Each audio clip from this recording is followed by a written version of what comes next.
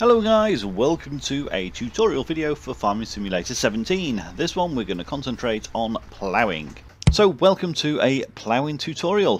Very boring as it may sound. The reason for this is to talk about what the real benefit is in real life, in real farming, and then what the game is simulating, giving us that bonus. So the primary purpose is to turn over the upper crust or the upper layer of the soil, so it brings up the nutrients from below to the surface, while also burying the weeds and the previous crops, so allowing them to break down.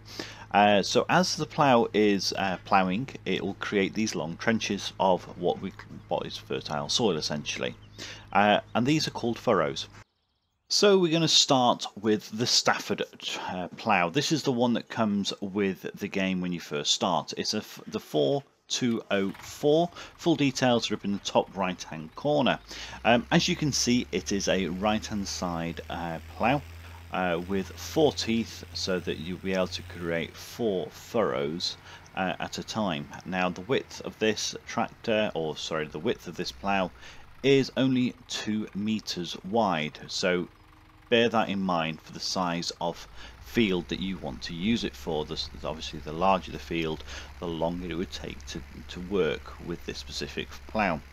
We'll now look at how the tractor will turn around to head back down the field, and the turning circle that the helper will require, not necessarily what you will necessarily require while you're doing it, but what sort of space the helper will automatically try and take while returning around, because it's a non-reversible plough head. So a very quick turnaround there with that ploughing head. Not a great deal of the field is missed, in fact none. We'll now move on to the next plough. So this is the Kun Varimaster 153 reversible plough head. Details are in the top right hand corner. This plough requires a tractor with 120 brake horsepower, and it will still plough the same width as the previous Stafford one at 2 meters wide. The beauty about using this plough on your field is that you require less of a turning circle at the edge of the field, so let's watch that.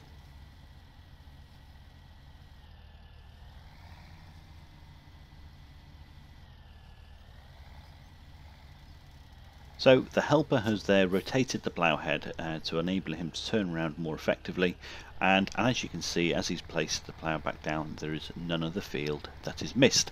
So let's go and have a look at the next plough. So this is the Chiron 200 ploughing head from Amazon.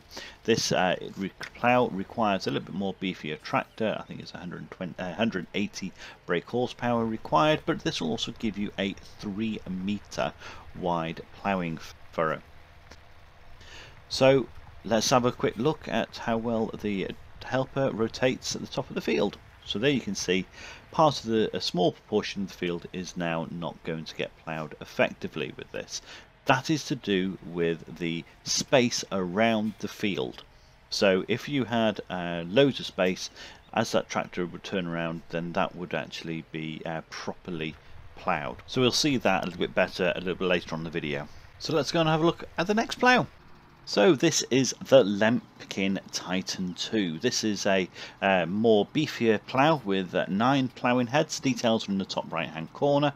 But this plough requires a tractor with a 240 brake horsepower. So not one of the tractors we have in the very beginning of the game. But this tractor will actually plough a 4.9 width furrow. So let's now go and have a look at how well this tractor will rotate at the top of the field. Now as you can see there, again this is because of the lack of space. The tractor is unable to plough right to the edge, which means if we were doing this, we'd have to plough the headlands first to give that tractor more space to turn more effectively. So that's something to think about when you're playing it yourself. But as you see again, the helper manages to plough right to the edge as long as there's enough space there. So let's take a look at our final plough for this episode, the Salford 8312. Now this is a really beefy plough. This has 12 ploughing heads, which gives us a 6.2 meter width of ploughing. Now this will also have a issue with rotating at the top of the field because we don't have a great deal of space at the top of the headland. You'll see how much space that is there and how much space is required really for the plough to turn around effectively. So obviously when you're ploughing it yourself, you know how much you need to actually take out at the top before you let a helper loose on that field. So we'll look at some more ploughing mods in future episodes. So thank you very much for watching. Don't forget to hit that subscribe, and we'll see you on the next one. That's Murphy out.